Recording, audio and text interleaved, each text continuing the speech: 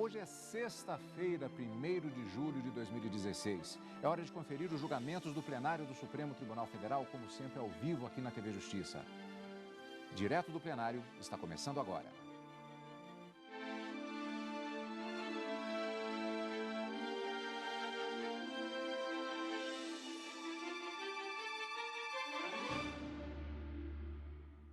Muito bom dia para você, amigo da TV Justiça. Bom dia, Karina. Bom dia, Cadu. Bom dia, porque hoje nós estamos na expectativa do início de sessão extraordinária do Supremo Tribunal Federal, que marca o encerramento do primeiro semestre deste ano de 2016. Daqui a pouco nós teremos a entrada dos ministros, você, como sempre, acompanhando ao vivo, como normalmente acontece às quartas e quintas-feiras, com a chegada dos ministros, a leitura da ata da sessão anterior e o chamamento, normalmente, do primeiro processo a ser julgado. Karina, nós temos hoje uma expectativa com relação a um processo especificamente, que é um processo de importância, sobre o qual nós vamos falar daqui a pouco. Apenas eu gostaria de registrar contigo o fato de que esta sessão plenária, que acontece já no início do mês de julho, ela marca também, como eu já disse, o final do primeiro semestre do ano de 2016. Karina, nós temos uma expectativa no sentido de que haja um pronunciamento do ministro Ricardo Lewandowski, já que ele encerra o seu período de gestão como presidente do Supremo Tribunal Federal, antes do final do ano, quando normalmente temos aquele grande balanço do ano e quando há o final de uma gestão de um ministro na presidência do Supremo, ele tem a oportunidade de apresentar esses dados relativos principalmente em relação aos julgamentos, às atividades do Conselho Nacional de Justiça, a prestação jurisdicional ao cidadão brasileiro. É possível que nós tenhamos hoje, Karina, um pronunciamento do ministro também já fechando, inclusive, pelo menos esse primeiro semestre de 2016. Como sabemos bem, um semestre de muito trabalho e muitos números. Sem dúvida alguma, Cadu. Normalmente, essa última sessão, ela é realizada também alguns julgamentos.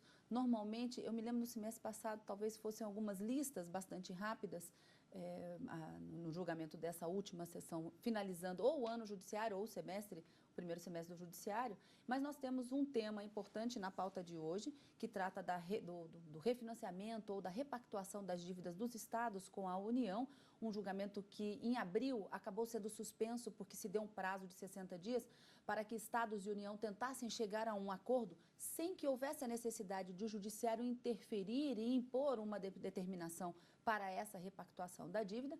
Esse é um tema que pode vir a ser julgado hoje, é o único tema exclusivo da pauta, mas como você disse, normalmente o presidente nessas sessões, ele acaba fazendo um balanço dos julgamentos realizados e também trazendo esses números.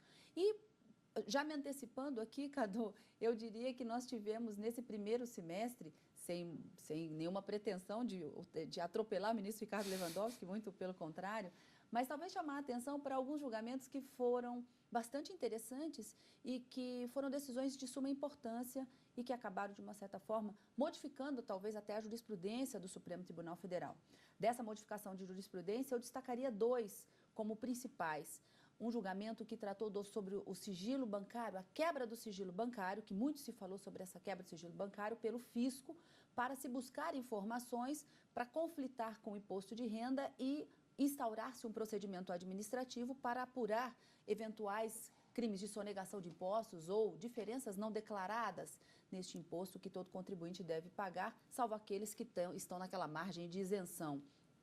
Quando desse julgamento, o Supremo Tribunal Federal entendeu que quando a Receita Federal, quando o fisco busca junto às instituições bancárias ou correlatas informações sigilosas sobre os seus clientes, ele não está efetuando, e essas informações são repassadas, isso não se trata de uma quebra de sigilo bancário, portanto, não se trata de uma violação a um direito previsto na Constituição, porque essas informações elas não são divulgadas, elas não são publicizadas. São informações necessárias para efetivamente o fisco exercer a sua função de fiscalizar e buscar o pagamento desses tributos. Então, o Supremo acabou entendendo que esse trânsito de informações, vamos dizer assim, de bastidores entre instituições financeiras e o fisco, ela é necessária para o fiel cumprimento das funções da Fazenda Pública, do fisco, da Receita Federal, e que isso não implicaria em quebra de sigilo bancário e nem muito menos a violação de um direito fundamental previsto no artigo 5º. Esse talvez foi um grande julgamento, um destaque na jurisprudência do Supremo Tribunal Federal. E um outro que trouxe também uma discussão bastante grande, não só no Supremo Tribunal Federal, porque quebrou-se uma jurisprudência que desde 2009, quando o ministro César Peluso ainda estava presente na Corte, havia sido firmado um entendimento, modificou-se essa jurisprudência com relação à execução provisória da pena do condenado em primeira e segunda instâncias e que, a partir do julgamento realizado nesse primeiro semestre, já poderia ter a sua pena executada, ainda que não houvesse o trânsito em julgado. Uma modificação da jurisprudência que efetivamente mexeu com a vida de vários brasileiros que acabavam estando soltos, livres, né? Esperando a possibilidade do trânsito em julgado ou da realização do julgamento dos seus recursos, para que tão somente após essas circunstâncias, quando não houvesse mais a possibilidade de recurso sobre aquela decisão que o condenou, pudesse efetivamente ser recolhido para o cumprimento da pena em regime fechado. Essa circunstância mudou a partir desse primeiro semestre. A partir do entendimento do Supremo, a pessoa que foi condenada em primeira instância e teve essa decisão confirmada no segundo grau, já pode haver a decretação da prisão, o recolhimento e o cumprimento provisório da pena, a execução provisória da pena, não obstante o trânsito em julgado ainda não ter acontecido. E essa decisão foi tomada à luz do entendimento do ministro Teori Zavascki, no sentido de que os recursos para além do segundo grau, eles não avaliam as questões de provas e materialidade do crime, apenas circunstâncias de direito e não mais questões de fato. Então, essa circunstância de fato, não podendo ser apreciada pelos tribunais superiores, já possibilitaria, ao entendimento que se formou no Supremo Tribunal Federal, o cumprimento, a execução provisória da pena. São vários outros julgamentos que foram realizados, como também importantes no Supremo Tribunal Federal, como a proibição da pílula do câncer, não é? Eu não arrisco dizer o nome do princípio ativo, da fosfoetanolamina. Fosfoetanolamina. É um nome bastante difícil, Com mas certeza. a pílula do câncer que acabou sendo proibida. Alguns assuntos envolvendo impeachment, que acabou sendo trazido também ao plenário da Suprema Corte, o afastamento do presidente da Câmara dos Deputados também, que é um caso inédito, principalmente depois da redemocratização do Brasil e depois da Constituição de 1988, a prisão de um senador da República também, enfim, fatos que aconteceram e foram confirmados no plenário do Supremo Tribunal Federal, que acabam formando, como você diz, essa jurisprudência ao vivo aqui do Supremo e com alguns destaques que a gente poderia até esmiuçar um pouco mais, talvez o façamos no plenário desse final de semana, mas julgamentos importantes sempre acontecem na Suprema Corte. E que o telespectador, nosso amigo da TV Justiça, terá a oportunidade de rever durante o mês de julho, quando estaremos reexibindo, estaremos reprisando durante esse período do recesso do Judiciário, em julho, todos os dias nós teremos os julgamentos, esses julgamentos. 24 sessões foram selecionadas para que você possa rever estes momentos do primeiro semestre no plenário do Supremo Tribunal Federal e também nas análises do plenárias nos finais de semana. Daqui a pouquinho você vai acompanhar a sessão plenária do Supremo Tribunal Federal e, se tivermos tempo, porque a qualquer momento os ministros podem entrar no plenário a partir de agora, nós teremos também detalhes na reportagem sobre como foi a sessão plenária desta quinta-feira, daqui a pouquinho, depois do intervalo.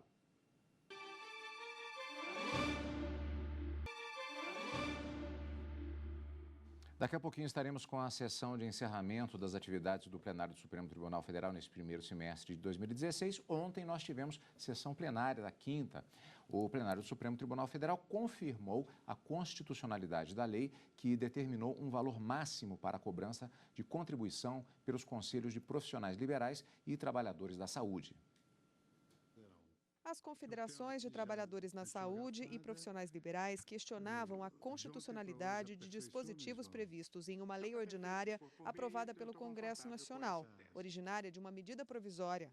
Essa lei determina um teto para a cobrança de contribuições pagas pelos trabalhadores aos conselhos profissionais. O primeiro argumento para atacar a lei foi a inclusão de artigos estranhos ao texto original da medida provisória. Em virtude de abusos parlamentares cometidos notoriamente pelas casas do Congresso, no âmbito do procedimento de conversão legislativa de medidas provisórias, surgiu essa figura que eu diria não canônica, não é profana, como mencionou o eminente ministro Luiz Edson Fachin, do contrabando legislativo, do chamado, do popularmente conhecido jabuti, não é, que representa uma clara ofensa de índole constitucional. Para o relator ministro Edson Fachin, a decisão do Supremo Tribunal Federal contra essa prática só afeta leis aprovadas após o entendimento estabelecido pelo plenário, que foi em outubro do ano passado. Mas a lei questionada nas duas ações diretas de inconstitucionalidade é bem mais antiga. Foi aprovada em 2011. Além disso, as confederações apontaram a necessidade de uma lei complementar por tratar de matéria tributária. O relator discordou, já que a Constituição não prevê essa necessidade desse tipo de lei para contribuições sociais de categorias profissionais. Nessa linha se manifestou também o ministro Ricardo Lewandowski. A Constituição da República não reserva a lei complementar a instituição de contribuições sociais de interesse de categorias profissionais ou econômicas, a que se refere o caput do artigo 149, e, portanto, não vejo também aqui nenhuma colisão com o artigo 62, parágrafo 1º, inciso 3 da Carta Maior. Essas normas aqui atacadas apenas fixam valores de anuidades aos conselhos profissionais, a sua cobrança judicial, a taxa de anotação de responsabilidade técnica, dentre outras matérias. Por fim, a lei foi questionada porque impor um teto para a contribuição seria um desrespeito à capacidade de pagamento de cada profissional. O relator também não concordou. O Poder Legislativo, no caso, atendeu à capacidade contributiva dos contribuintes ao instituir esse tributo. Em relação às pessoas físicas, estabeleceu na lei impugnada razoável correlação entre a desigualdade educacional, níveis técnicos até R$ 250, nível superior até R$ 500, e a provável disparidade de rendas auferidas do respectivo labor. Por maioria, os ministros entenderam que a Lei 12.514 de 2011, que fixa valores de anuidades cobradas de trabalhadores da saúde e profissionais liberais, é constitucional. Daqui a pouco, você acompanha a sessão plenária do Supremo Tribunal Federal de encerramento dos trabalhos do primeiro semestre do ano judiciário de 2016, ao vivo, aqui no Direto do Plenário na TV Justiça.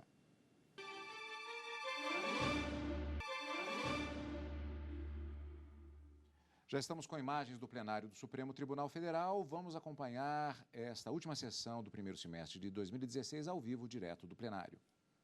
Eu peço à senhora secretária que leia a ata da sessão anterior. Ata da 20ª sessão extraordinária realizada em 30 de junho de 2016. Presidência do senhor ministro Ricardo Lewandowski. Presentes à sessão os senhores ministros Celso de Mello, Marco Aurélio, Gilmar Mendes, Carmen Lúcia, Dias Toffoli, Luiz Fux, Rosa Weber, Teoriza Vasque, Roberto Barroso e Edson Fachin. Subprocurador-Geral da República, Dr. Odim Brandão Ferreira. Abriu-se a sessão às 14 horas, sendo lida e aprovada a ata da sessão anterior. Na ocasião, foram apregoados recursos extraordinários e ações diretas de inconstitucionalidade. Consulto os eminentes pares para saber se estão de acordo com o conteúdo da ata. Não havendo objeção, considero-a aprovada por unanimidade. Eu queria comunicar a todos que estão presentes neste plenário os graduandos do curso de Direito da Faculdade Cidade Verde, Maringá, Paraná. Sejam muito bem-vindos. Esse aqui no MS, né? O primeiro item da pauta, e único, não é? Porque depois passaremos às listas, é um mandado de segurança 34023, que procede do Distrito Federal, sendo relator o eminente ministro Edson Fachin. O impetente é o Estado de Santa Catarina e o impetrado o presidente da República. Vossa Excelência está com a palavra. Senhor presidente, eminentes pares, senhor procurador-geral da República, senhoras e senhores advogados, este mandado de segurança, senhor presidente, 34023, tem um conteúdo, sentido e alcance que dialoga com outros feitos, alguns de minha relatoria e outros da relatoria de eminentes colegas. Tenho, por exemplo, o mandado de segurança 34.110 do Estado do Rio Grande do Sul e também o mandado de segurança 34.122 do Estado de Minas Gerais. Eu estou a dizer isso ao início porque no curso do que vou expor, posso me referir, portanto, também a esses, eis que os temas estão imbricados. E, senhor presidente, como emergiram duas pretensões incidentais, estou trazendo essas pretensões na forma de questão de ordem neste mandado de segurança 34.023, e assim explicito. Emerge questão de ordem face do protocolo de dois pedidos, apresentados respectivamente pelo Estado de Minas Gerais e pela União, acerca dos efeitos da liminar deferida pelo plenário do Supremo Tribunal Federal na sessão de 27 de abril de 2016. Por ocasião do início do julgamento colegiado do presente mandado de segurança, no qual estão apensos os writs impetrados pelos estados do Rio Grande do Sul e de Minas Gerais, o plenário desta Corte decidiu o seguinte, abre aspas, após o voto do ministro relator que denegava a segurança nos termos de seu voto, o tribunal, por unanimidade, acolheu a proposta do ministro Luiz Roberto Barroso de sobrestar seu processo por 60 dias para que as partes se compusessem. Também por unanimidade, o tribunal deliberou que o relator procederá à intimação das partes e do Ministério Público para que se pronuncie no prazo de 30 dias sobre a questão da inconstitucionalidade suscitada no seu voto.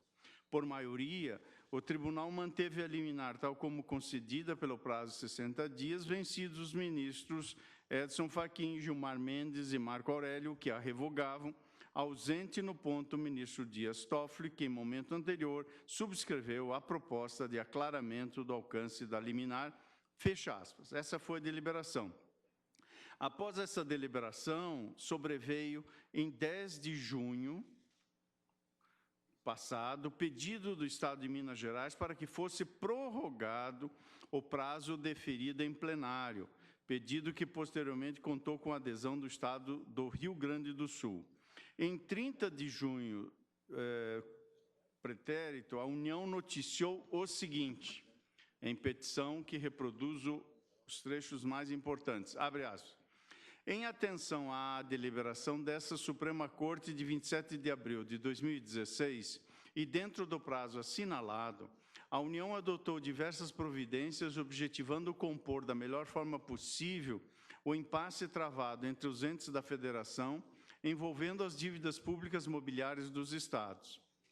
Tais providências culminaram com uma reunião realizada em 20 de junho entre a União, no ato representado pelo ministro do Estado da Fazenda, Henrique Meirelles, e os governadores dos estados, na qual se apontou solução possível para os impasses, inclusive a questão objeto dos autos, qual seja a controvérsia concernente à forma de capitalização dos juros simples versus compostos, submetida nesse e em outros mandados de segurança a esse Supremo Tribunal Federal.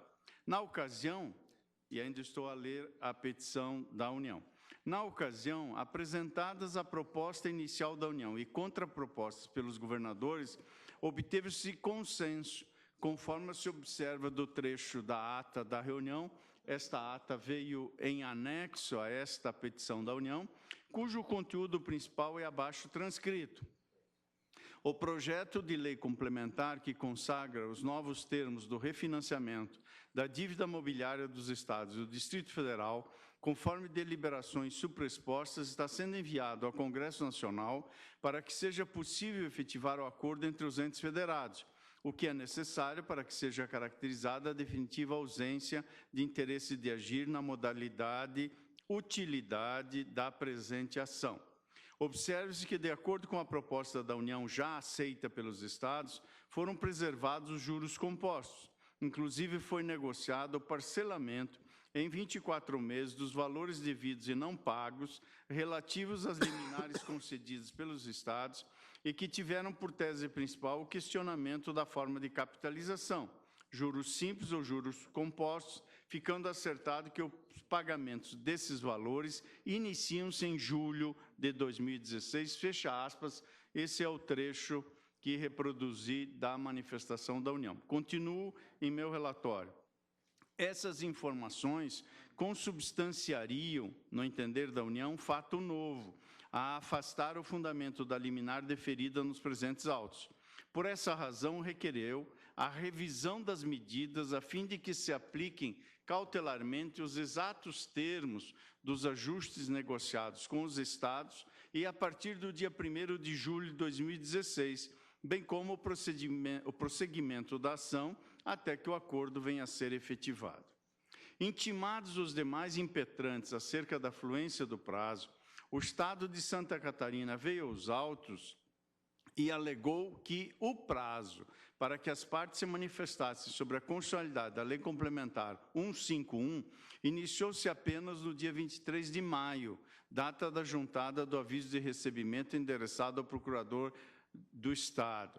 Tendo em vista que, em seu entender, o prazo é contado em dias úteis, nos termos do artigo 219 do Código de Processo Civil, ainda fluiria o prazo deferido pelo plenário.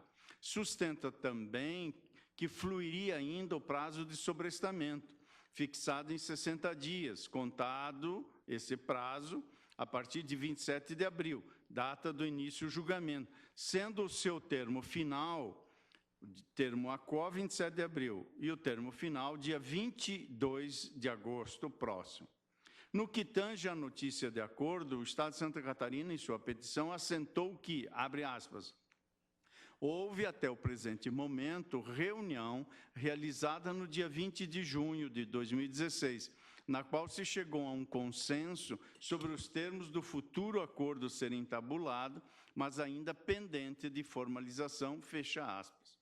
O Estado do Rio Grande do Sul, por sua vez, afirmou que, de fato, conforme divulgado pela imprensa, foram apresentadas em reunião realizada no dia 20 de junho entre o ministro da Fazenda e os governadores dos estados condições para o acordo acerca da renegociação da dívida objeto do presente mandado de segurança. Já o Estado de Minas Gerais informou que as partes se encontram em fase de conclusão do acordo federativo, não havendo falar em solução definitiva, acabada e devidamente formalizada. É, em síntese, o relatório, senhor presidente, e agora posso examinar, Vossa então, Excelência prossegue.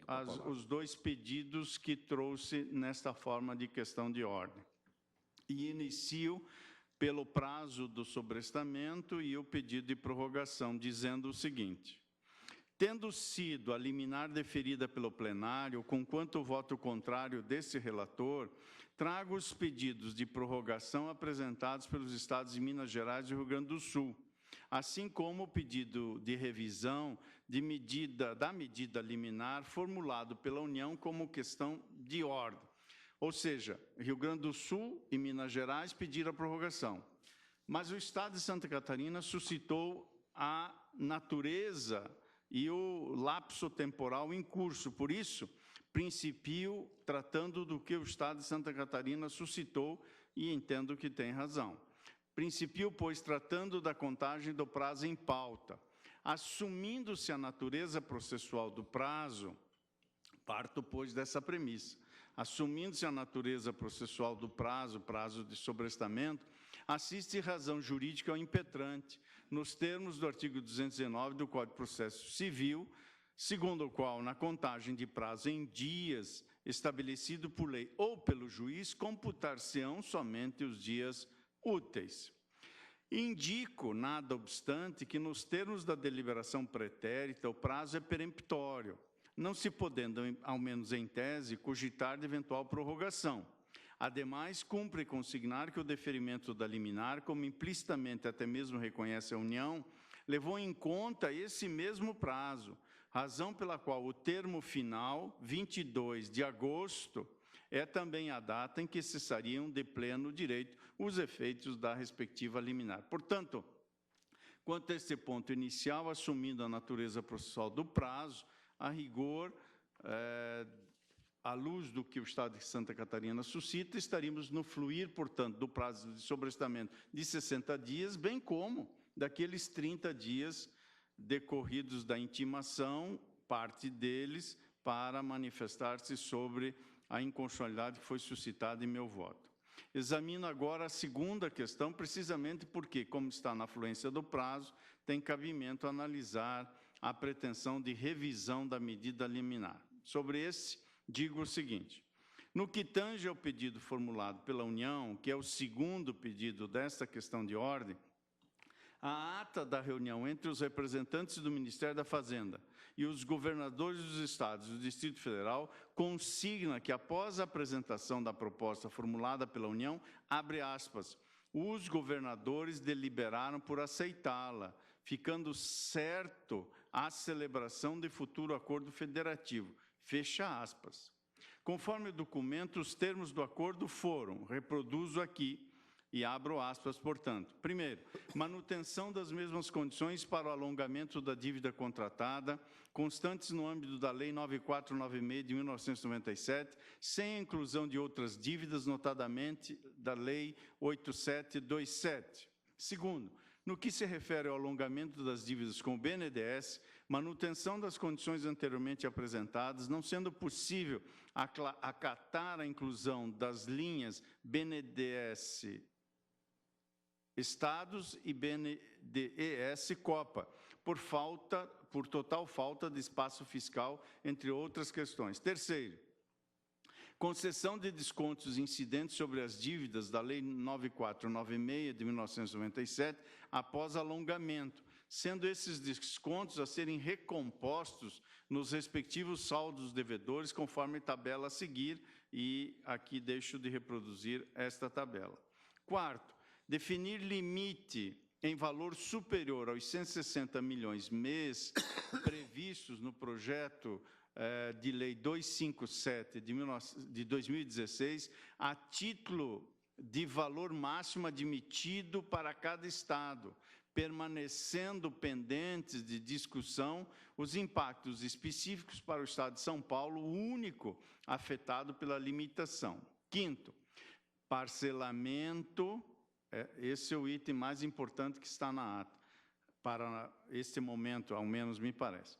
Parcelamento em 24 meses dos valores devidos e não pagos, relativos às liminares concedidas pelos estados e que tiveram por tese principal o questionamento da forma de capitalização, juros simples ou juros compostos, ficando acertado que os pagamentos desses valores iniciam-se em julho de 2016. E sexto e por último, manutenção das mesmas contrapartidas, curto prazo, estruturais, constantes da proposta original, fecha aspas. Portanto, em que pese o pedido dos estados de Minas Gerais e do Rio Grande do Sul acerca da manutenção dos efeitos das medidas liminares, a notícia trazida pelas partes dá conta que a extensão anteriormente deferida das liminares está mesmo a merecer revisão, conforme o disposto no artigo 296, parágrafo único do Código de Processo Civil.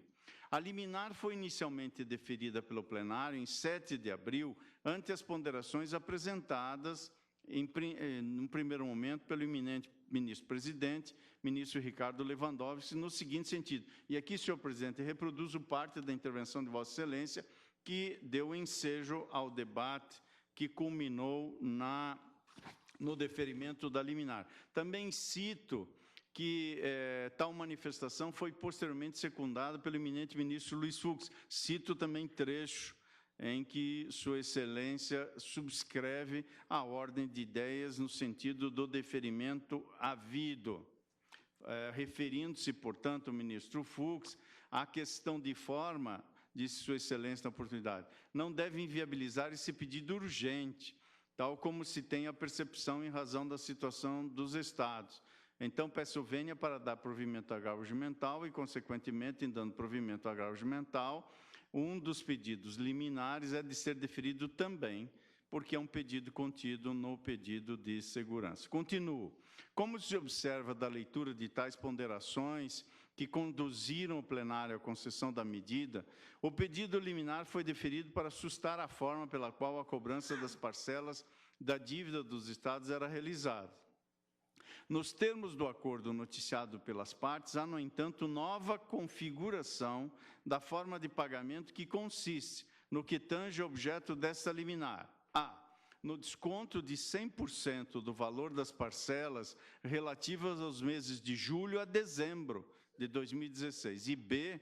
No pagamento com possibilidade de parcelamento em 24 meses dos valores relativos aos meses em que os Estados, em virtude da decisão liminar desse tribunal, deixaram de recolher à União. Essa nova configuração afasta, em meu modo de ver, o fundamento do perigo na demora, visto que a proximidade do termo final do prazo de sobrestamento já não mais respalda o receio de que a segurança, caso eventualmente concedida, possa resultar ineficaz. E, de fato, a principal consequência da manutenção das liminares seria o diferimento do pagamento dos valores suspensos pelas medidas. Ante o encaminhamento de uma solução para os problemas emergenciais de caixa, as considerações lançadas por ocasião do início da sessão de julgamento dão força aos fundamentos do pedido de revisão como formulado pela União. Com essas considerações, tenho que não mais subsistem os motivos que ampararam o plenário a conceder a medida liminar tal como formulada.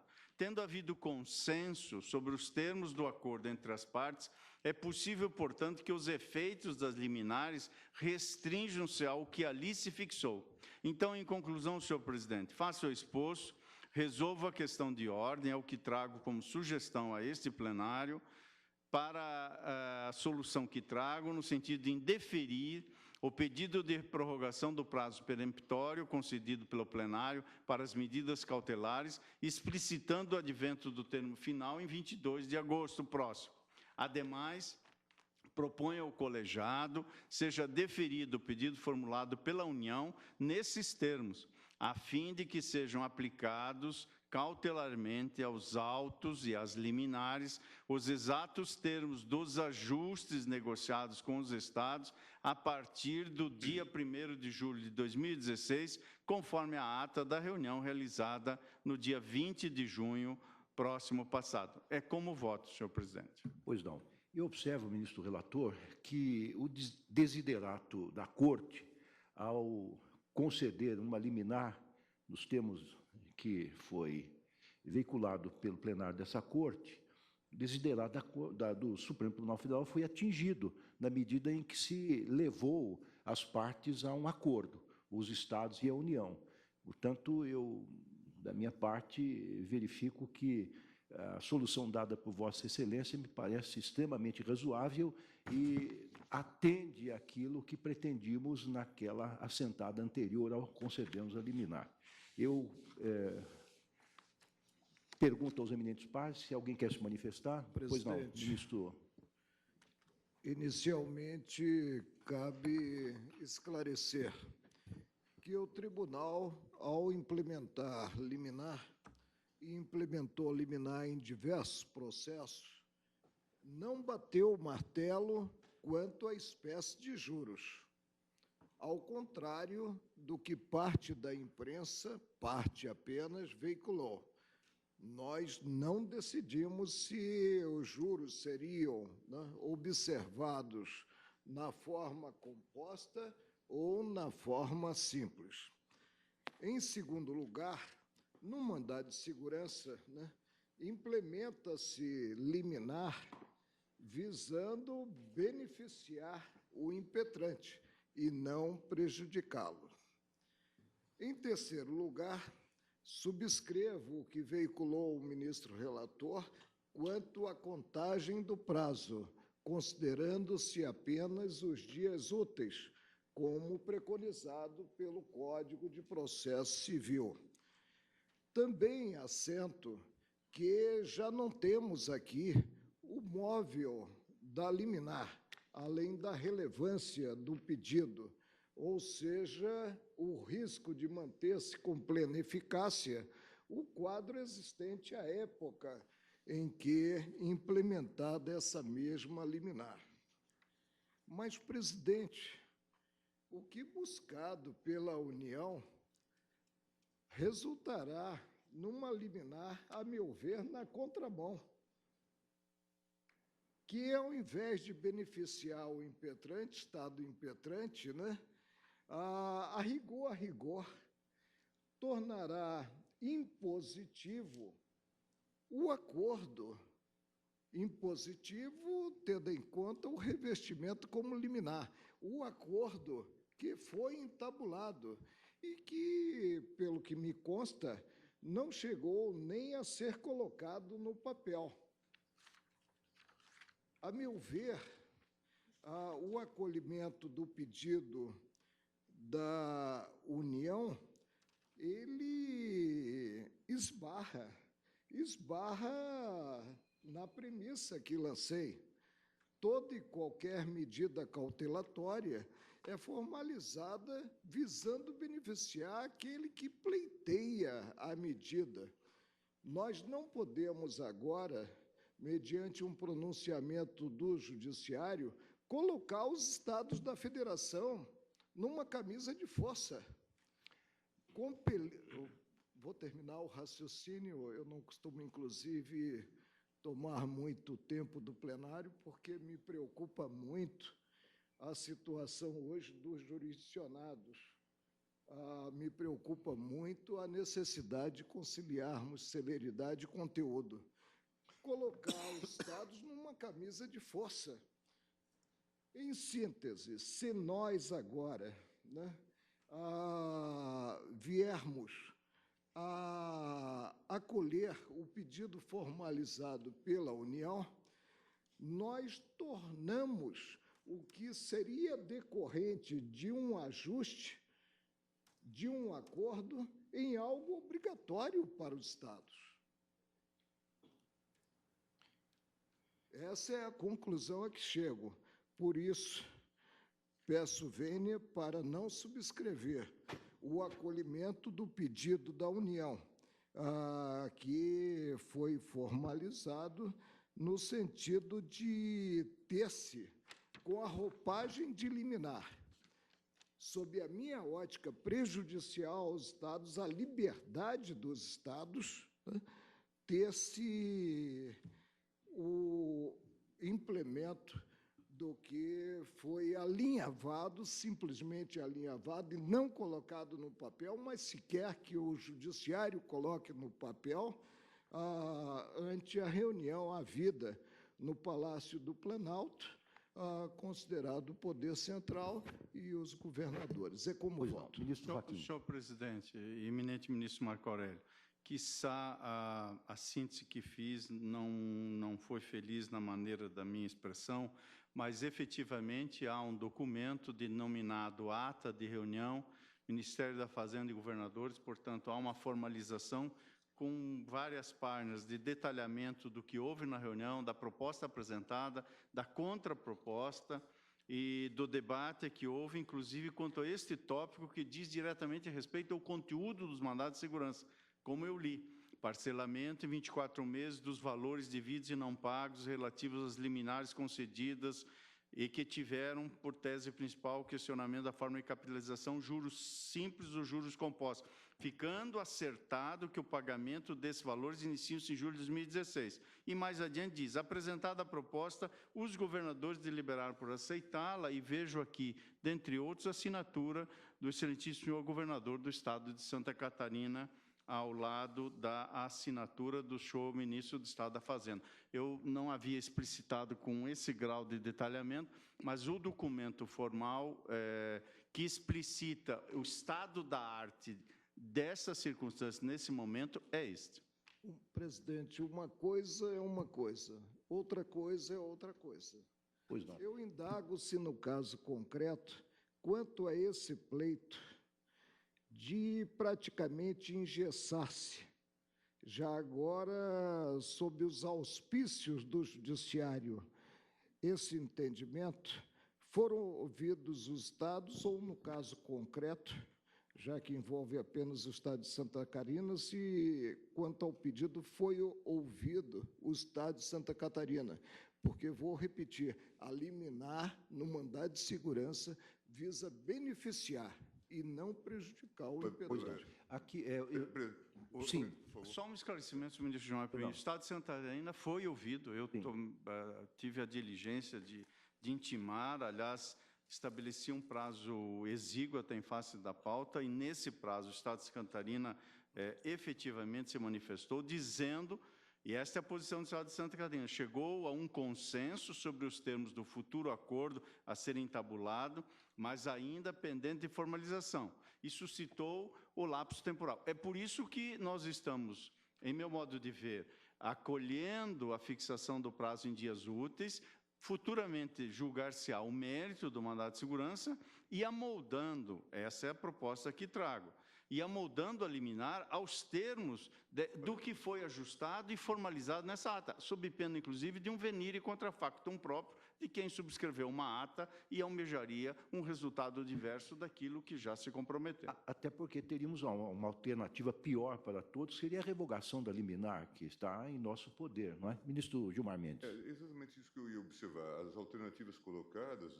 diziam respeito, inicialmente, ao indeferimento do pedido de liminar, não é? E houve aquele deferimento com a fixação do prazo, né, para que houvesse um acordo. Como Vossa Excelência já destacou, esse objetivo foi alcançado. E acredito até que esse é um bom modelo, presidente, do tipo de atuação que nós devemos ter. Porque, claro, que nós não temos condições de fixar índices, né? Temos dificuldades de fazer esses cálculos e embrenhar nessas matérias, né, de política econômica. Mas nós temos a capacidade de estimular, né, a solução, e eu acho que, nesse sentido, foi de bom alvitre a construção que se fez.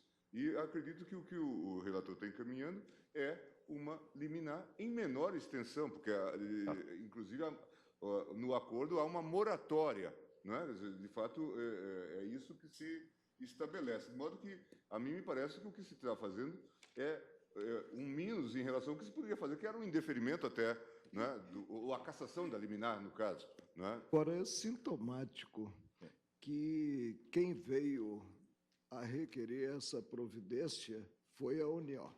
Presidente. É muito sintomático, presidente. Agora, eu pediria a Vossa Excelência apenas que, na proclamação, sei que vou ficar isolado mais uma vez, né? E isso não me surpreende no colegiado mais, né? Eu pediria apenas que consignasse que eu torno insubsistente, porque não há mais a urgência, a medida, conforme ressaltado pelo ministro Gilmar Mendes, a medida liminar, e explicito o prazo para o entendimento, ele continua a correr, portanto, pode haver, inclusive, uma evolução no que é assentado, né, pelas partes inicialmente, explicito que o prazo é contado não em dias corridos, computados sábados, domingos e feriados, mas sim dias úteis, conforme preconizado pelo Código de Processo Civil. Ao meu voto. Pois não. Ministro Barroso, depois eu concedo a palavra à doutora Grace, em seguida ao representante. Pelo que eu entendi e no que é relevante para a nossa decisão, o acordo tem 2 pontos. Um é uma moratória, quer dizer, os estados não precisarão pagar ao longo do segundo semestre, quer dizer, de julho a dezembro, as prestações da dívida. Exatamente. E relativamente às que deixou de pagar por força da liminar, irá pagar em 24 meses, aceitando o cálculo de juros compostos. Esse é o acordo. É isso. Portanto, eu até penso que, uma vez formalizado esse acordo, o mandado de segurança ficará prejudicado, porque o mandado de segurança visava ao cômputo de juros simples. Quando se formalizar que os juros serão compostos, eu acho que ficará prejudicado. Mas bem entendo, na linha do que propõe o eminente relator, que, enquanto não formalizado, e parece que depende, inclusive, da aprovação de uma lei, não há sentido em nem desistir e nem se extinguir o mandado de segurança. Eu concordo com a sugestão encaminhada pelo ministro Fachin e voto no sentido de apoiar o reajustamento da liminar para que ela fique conformada conforme o acordo já celebrado. Presidente, já adianto o meu voto. Presidente, antes de ouvir Sim, vamos ouvir a doutora Grace. Se eu pudesse fazer apenas uma observação. Antes, pois não, claro. Eu vou pedir vênia ao ministro Marco Aurélio, mas apenas secundando o que foi afirmado pelo ministro Edson Fachin, eu acho que a atitude da União demonstra com os estados, primeiro, enorme respeito com o Supremo. O Supremo devolveu a matéria ao espaço que seria de conciliação e de conversa, diálogo entre os entes federados na esfera da política, no espaço político. Isso foi cumprido. Segundo, demos uma decisão com um prazo e, dentro desse prazo, comparecem eles a dizer exatamente o que aconteceu. E terceiro, do que eu li, ministro Fachin, me parece exatamente como Vossa Excelência enfatizou, não poderia, talvez, a União e os Estados, a União que vai ter que mandar transformar em projeto de lei as propostas acordadas, sem que o Supremo, a não ser que não tivesse essa postura que eu achei de muito respeito com a Casa, trouxesse aqui o que foi combinado e o que pode se transformar em lei, porque para que esse acordo venha a ser efetivado, para que se dote de eficácia, depende dessa legislação.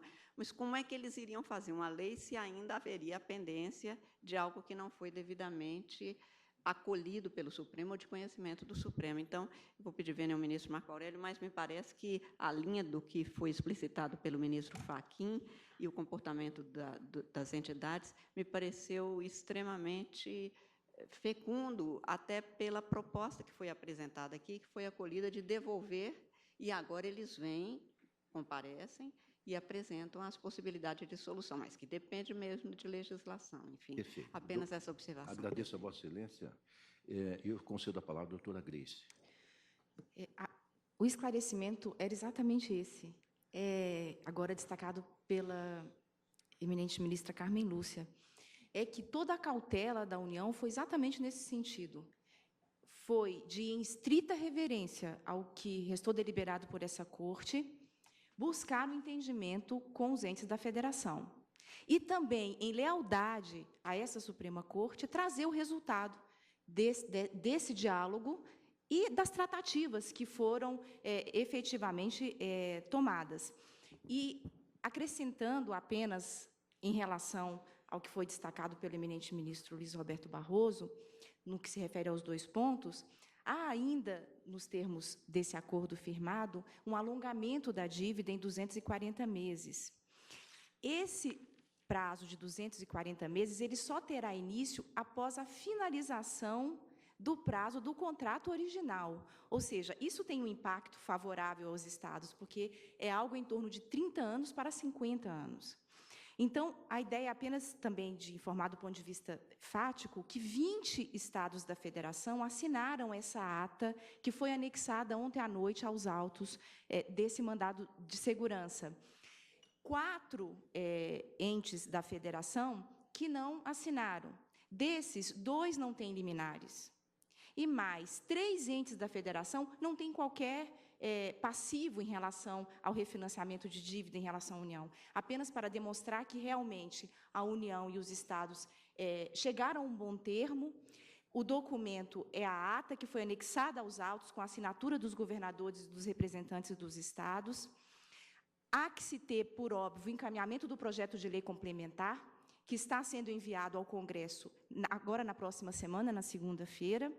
E o pedido da União foi justamente o pedido necessário para viabilizar o acordo. E aqui o ponto talvez mais relevante é que, se, por alguma eventualidade, esse termo de 1º de julho, que foi acordado entre a União e os Estados, nos termos da ata, não pudesse ser implementado, a União não teria como fazer frente aos termos do acordo. Imprescindível, portanto, esse termo inicial de 1º de julho, para que toda a composição, e aí é uma questão mesmo de cálculo, pudesse ser efetivada pela União. Mas agradeço imensamente, presidente, a oportunidade da palavra e ficamos à disposição para eventuais dúvidas da Corte. Agradeço a Vossa Excelência. Doutor, o senhor representa Santa Catarina? Fernando Filgueiras, pelo Estado de Santa Catarina. Pois não, Vossa Excelência está com a palavra para uma questão de fato ou de ordem. Questão de fato. Excelências, o que ocorre, o Estado de Santa Catarina foi intimado por e-mail e por telefone na última quarta-feira e também ontem por mandado para que se manifestasse sobre o interesse no prosseguimento do feito. O Estado, e sobre eventual acordo que teria ou não sido formalizado, nós nos manifestamos exatamente no sentido narrado, que há um protocolo de intenções com o qual, certamente, não há dúvidas, o governo de Santa Catarina vai cumprir, mas é um protocolo de intenções que ainda depende de aprovação de lei do Congresso Nacional. Apenas ontem à noite, quando já me preparava, inclusive, para a sessão de hoje, inclusive pensando no julgamento de mérito, apenas ontem à noite, por volta das 8 horas da noite, a União protocolou esse pedido de revisão da liminar. Esse pedido que, ora, se aprecia. Sobre esse pedido, o Estado de Santa Catarina não foi intimado para que se manifestasse. Nós não tivemos oportunidade de consultar os governos, eu falo pelo Estado de Santa Catarina, mas não tivemos oportunidade de consultar o governador, a Casa Civil, os técnicos, a Secretaria da Fazenda. Não houve nenhuma, ou seja, de modo que, estando o processo suspenso até 22 de agosto, me parece que seria mais razoável que se mantivesse a liminar até essa data limite e, já no início do próximo mês, em agosto, as partes, o Estado de Santa Catarina, traz a sua manifestação. Não estou dizendo que o Estado não vai concordar, mas aqui considero realmente relevante que o governador do Estado, que participou dessa assentada com esse protocolo de intenções, considero relevante que ele seja ouvido e também os técnicos da Secretaria da Fazenda. É essa a ponderação que eu gostaria de trazer a Vossas Excelências, até porque, aprovado o projeto de lei futuramente, o acordo retroagirá a 1º de julho, não há prejuízo nenhum. Portanto, é a ponderação que gostaria de trazer a Vossa Excelência. Senhor presidente, pela ordem. Sim. O Código de Processo Civil dispõe que os fatos notórios não dependem de prova. Eu, coincidentemente, assisti pela televisão uma manifestação explícita do governador de Santa Catarina, que, aliás, foi uma das demandas que foi distribuída a mim quando deferi a liminar. E assisti a sua manifestação inequívoca, não só de aderência ao pactuado, como também sobre a esperança que aquilo trouxe em termos de situação econômica e financeira dos estados. De sorte que nós também não podemos desconsiderar isso. Eu entendo que essa intimação, esse contraditório eventual criado agora, ele, na verdade, ele infirma aquilo que as partes pactuaram.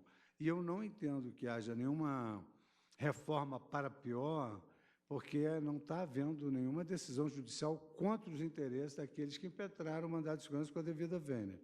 É que o objeto da matéria foi considerado pelo Supremo Tribunal Federal como passível de composição, e houve uma composição. Então, não tem decisão pior, nem tem necessidade de ouvir mais ninguém criar esse contraditório, porque eu vi, pessoalmente, o governador de Santa Catarina manifestar sua... Vossa Excelência me permite? Já diziam, presidente, os antigos filósofos materialistas gregos que nada surge sem uma causa. Pois não. Qual é o objetivo da União ao vir ao Supremo com esse pedido? No meu modo de ver, a União veio ao Supremo porque parece que hoje é o último dia. Colocar os estados praticamente numa camisa de força. O ministro Fux, Vossa Excelência me permite também aduzindo, eu também assisti e com muito interesse este acordo feito entre a União e os estados, até porque foi uma consequência da decisão que nós tomamos aqui, no sentido de deferirmos uma liminar. E queria dizer, com todo respeito, que não me impressiona a manifestação do representante de Santa Catarina, porque as liminares são concedidas inaudita altera parte. Não há necessidade de se ouvir sempre a outra parte. O que nós estamos fazendo aqui, nós estamos dando consequência àquilo que nós decidimos anteriormente, permitindo que as partes se componham e dando exatamente aquele prazo ao qual a doutora Grace aludiu, que é o prazo necessário para confeccionar o projeto de lei complementar e enviá-lo ao Congresso Nacional. Presidente. Portanto, é uma atitude, nós estamos agora numa atitude minimalista, uma intervenção mínima que estamos fazendo para propiciar que as partes se componham, inclusive de acordo com o espírito do novo CPC, que privilegia a conciliação e a mediação. Nós estamos... Senhor presidente. Presidente, eu só um comentário aqui no pedido feito da tribuna. O acordo, pelo que eu entendi, dá uma moratória de 6 meses, mas eles começam a pagar o que deixaram de pagar por terem recolhido juros simples em vez de juros compostos. Não dá para ficar com uma parte do acordo e não ficar com a outra. Portanto, se prevalecer o pedido, Santa Catarina fica de fora da moratória, vai ter que pagar, a partir de agora, todas as prestações normalmente.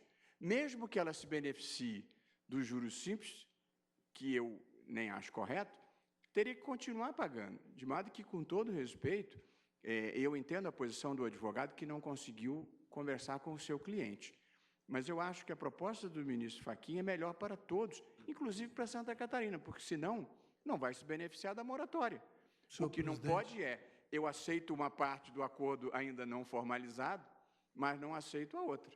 Portanto, eu acho que a proposta do ministro Fachin é melhor, inclusive para Santa Catarina. Pois não. Ministro Teori. Existe um fato objetivo que ninguém nega. Se fez um ajuste, foi assinado, consta de uma ata.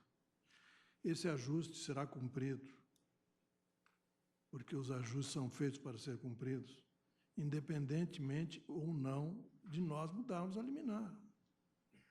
O que nós estamos fazendo aqui, simplesmente, é adaptar a liminar aos termos do ajuste. Se nós não fizermos isso, a nossa liminar não vai ter efeito prático nenhum, porque o acordo tem que ser cumprido.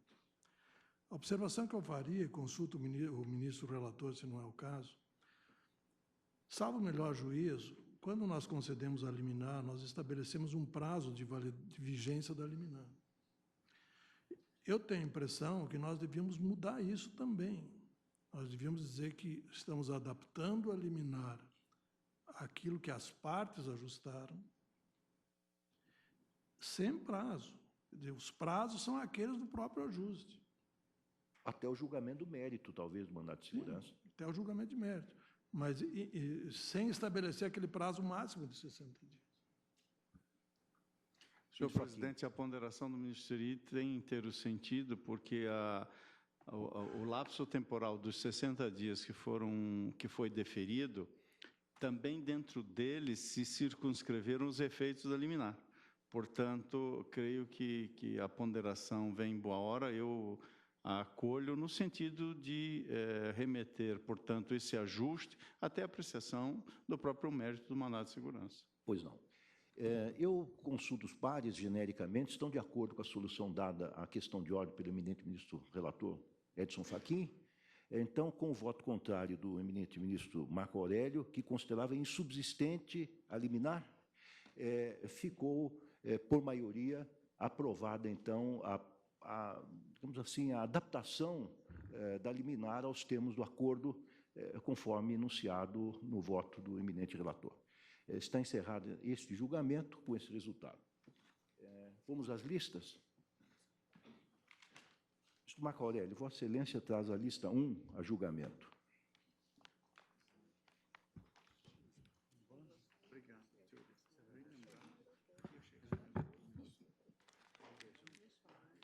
Presidente, aqui a situação ainda é regida pelo Código de Processo Civil decaído, para utilizar um vocábulo do ministro José Paulo Sepúlveda Pertence.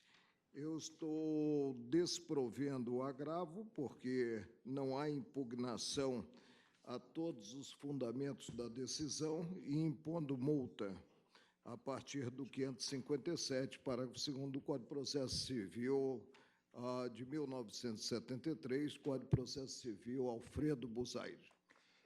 Consulta os pares, o ministro relator está desprovendo os agravos com imposição de multa. Não há divergência, esse é o resultado unânime tomado pela Corte. Ministro Marco Aurélio, lista número 2.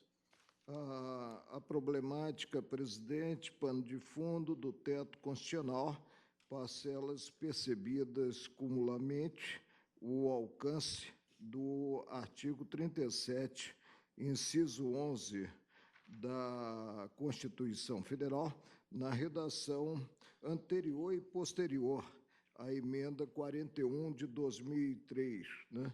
Há uma repercussão geral, controvérsia relacionada ao tema. O simples fato de representados de entidade poderem estar em situação semelhante à do recorrido não gera interesse suficiente a levar à admissão no processo, porque senão teríamos que admitir todas as entidades representativas de servidores existentes no Brasil. Estou desprovendo, presidente. Consulto os ministros da Corte, se estão de acordo. Negar no provimento, votação unânime. Ministro Marco Aurélio, na lista 3 de Vossa Excelência, há um pedido de destaque nos itens 3 e 7. É um agravo de instrumento 846933 e o RE 395662. Eu pergunto se os advogados estão presentes. Então, não estão presentes, então, Vossa Excelência... De qualquer forma, sim, na minha fala, em relação a todos os processos, já está o destaque da matéria. Pois não. Né? Sob pena de esvaziarmos, inclusive, o sistema de lista, né? Fazendo relatório e lendo o voto por inteiro, né? No caso, alvo do destaque. A problemática dos embargos de divergência e ausência do cotejo entre a decisão embargada e o paradigma. Desprovejo o agravo com imposição de multa. Consulta os pares, negar no provimento aos agravos com imposição de multa. Ministro Marco Aurélio, lista 4 de Vossa Excelência. Embargos declaratórios, não há omissão, contradição, obscuridade, desprovejo o recurso e imponho a multa do 538, parágrafo único do Código de Processo Civil de 73.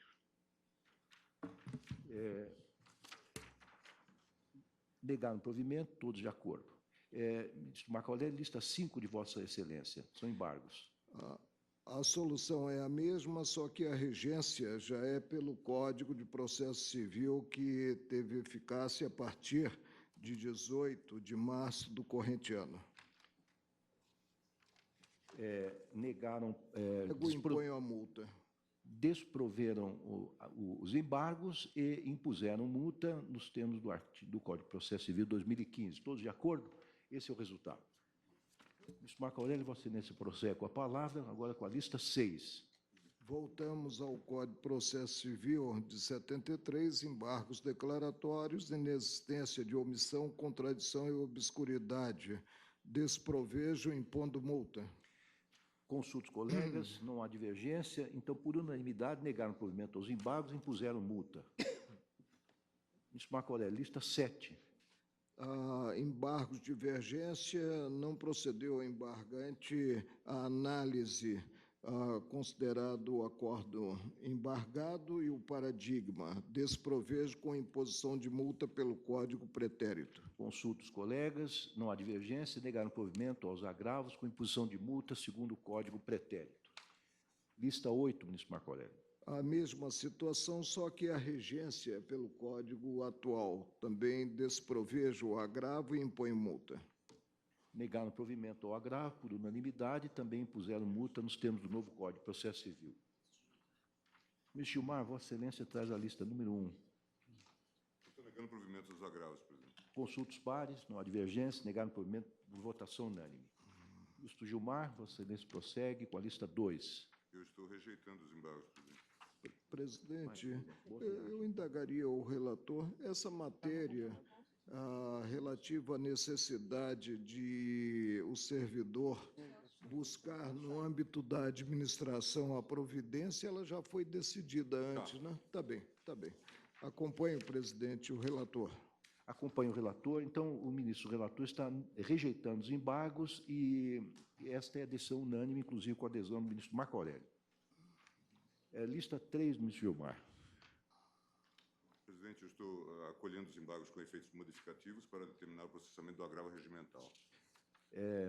Consulta os pares, então, acolhendo os embargos com efeitos modificativos para determinar o processamento do agravo regimental. Decisão unânime. Lista da presidência anteriormente divulgada.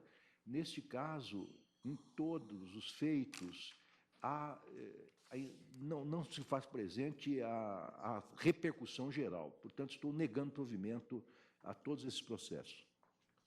Colegas estão de acordo? Essa é a decisão unânime da Corte. Na lista 2, são agravos internos, os quais eu não estou conhecendo.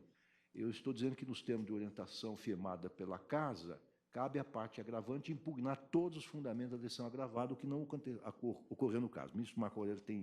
Apenas um esclarecimento, presidente, saber se aqui, no caso, o agravo foi formalizado antes também, antes do Código de Processo. Sim. Porque tem uma questão pendente, há um encontro com ela, que diz respeito ao parágrafo único do artigo 932, que revela que, nos casos dos diversos incisos do artigo referido, antes de negar seguimento ao recurso, se tem que dar oportunidade para a parte, né?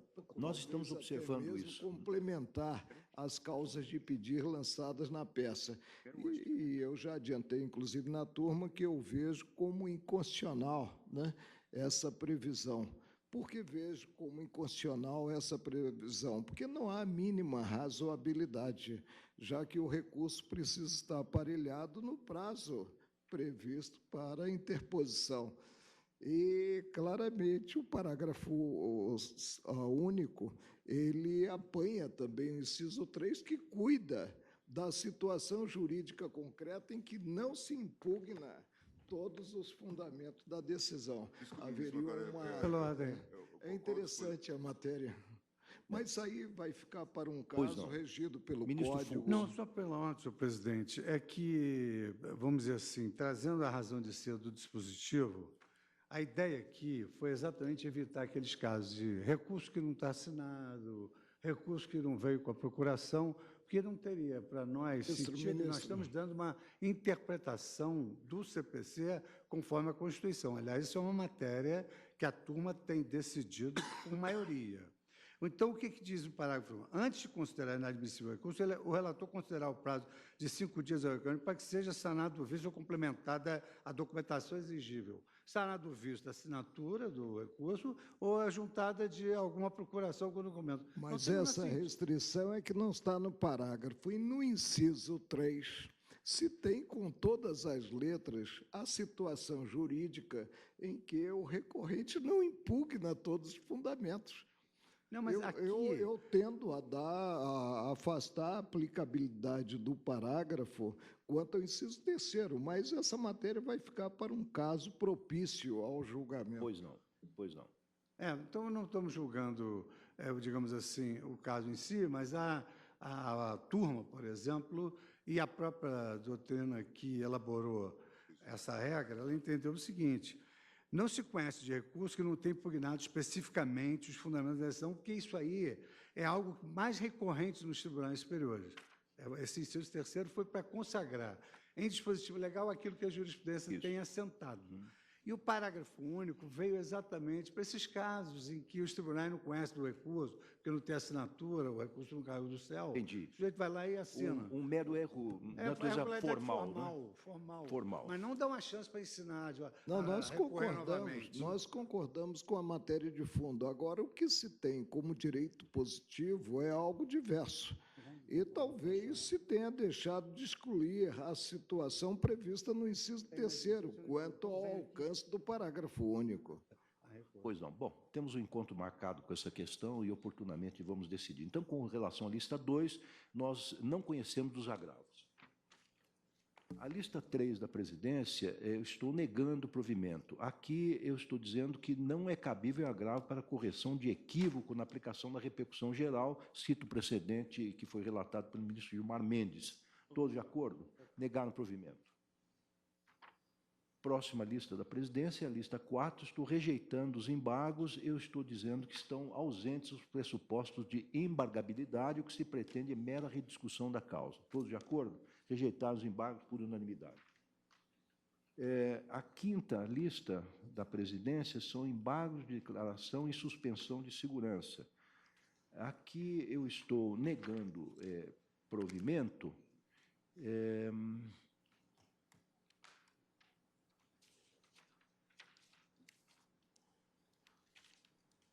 Eu vou retirar de pauta a lista 5.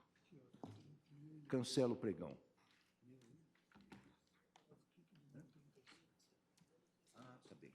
Aqui é uma lista do ministro Ricardo Lewandowski, não da presidência. Aqui são embargos de declaração numa ação direta de inconstitucionalidade. Eu estou dizendo que os embargos de declaração ao posto de despacho que corrigiu o erro material contido na ementa do acórdão proferido pelo plenário desta Corte, tendo-se deliberado por não modular os efeitos da declaração de inconstitucionalidade. Ausência de conteúdo decisório da ementa, na medida em que serve tão somente para fim de pesquisa jurisprudencial, permitindo ao interessado acesso ao conteúdo resumido da matéria tratada no acórdão. O despacho recorrido não padece de contradição, obscuridade ou omissão. Aclaratórios manejados com a finalidade clara e deliberada de alterar o que foi decidido, não sendo possível atribuir-lhes efeitos infringentes, salvo em situações excepcionais, o que não ocorre no caso. Estou rejeitando os embargos. Todos de acordo? Rejeitado por unanimidade. Ministro Toffoli, Vossa Excelência traz a lista número 1, e nessa lista o ministro Teori pede destaque. Aqui, senhor presidente, são embargos de declaração que eu estou rejeitando.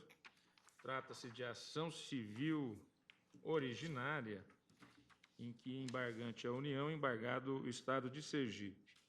Eu digo que os embargos de declaração no agravo regimental em ação civil originária, alegação de omissão quanto ao sobrestamento da ação civil originária por identidade de objeto com a matéria versada nos autos do RE 607.420, repercussão geral Piauí, paradigma do tema 327 da repercussão geral. Este é o tema. Eles querem sobrestar a ação originária em razão de uma repercussão geral. Eu afasto, porque aqui nós estamos em sede de ação originária e não de recurso extraordinário. Mas eu ouço... Não, a minha pergunta é a seguinte: a repercussão geral diz respeito ao tema da ação originária? Aqui a repercussão geral, eu digo que, do ponto de vista processual, aqui Se me permite, eu vou complementar a minha... Aqui eu estou aplicando o entendimento que todos nós aplicamos em relação ao CIAF. Então, nós teríamos que começar a parar todas as ações cíveis originárias que tratam do CIAF. Eu acho que essa questão é importante pelo seguinte: o novo Código ele trouxe uma superlativa importância ao julgamento da repercussão geral. No sistema antigo, se suspendia o julgamento dos recursos extraordinários. Mantinha suspenso o julgamento dos recursos extraordinários. Mantinha na origem, mas suspendia o julgamento do recurso extraordinário. De certo modo, suspendia o julgamento de recursos de competência do próprio Supremo.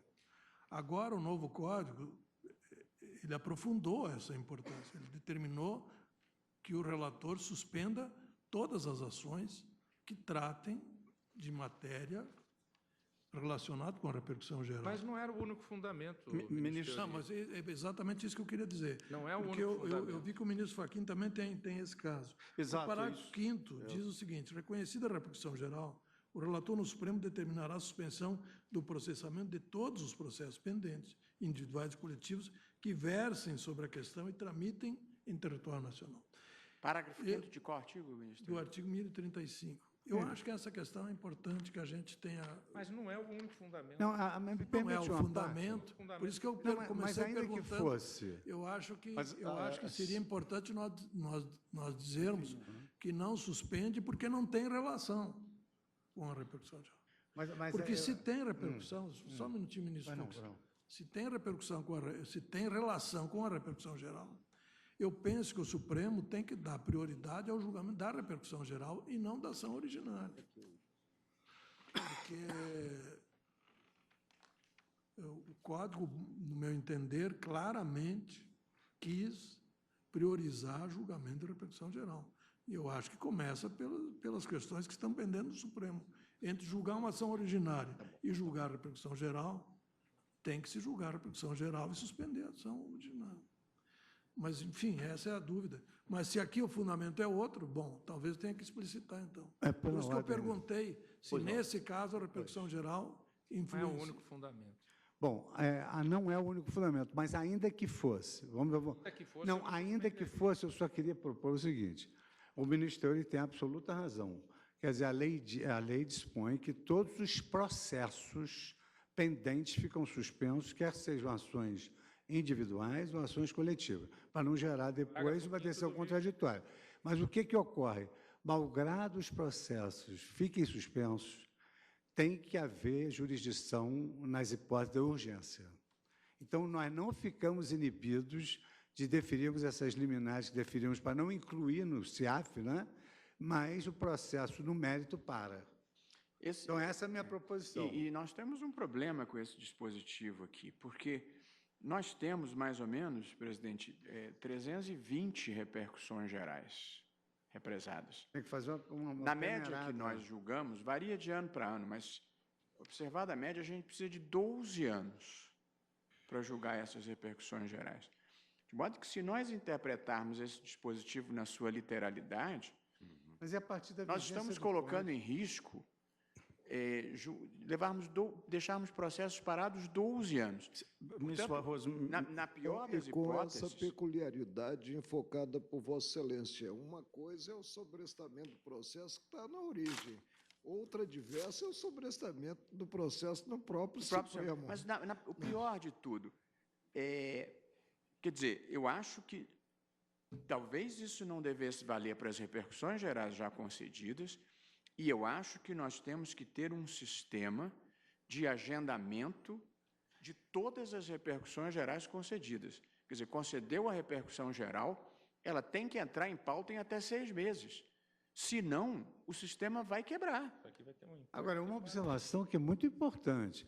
O próprio Código diz, se o processo está aqui, para aqui. Se o processo está lá embaixo, para lá embaixo. Não tem problema nenhum para o processo do Supremo. Se nós temos um caso de repercussão geral e os outros gabinetes têm recurso ordinário, nós mesmos temos vários recursos que gravitam sobre o mesmo tema, para lá embaixo e para aqui. A ideia, o Código é claro nesse sentido, para no juízo onde estiver. Todos se deram conta, ministro, para ao sobrestamento. Eu, por exemplo, não limpei o meu gabinete quanto a processos anteriores à regulamentação da repercussão geral. Sobrestei.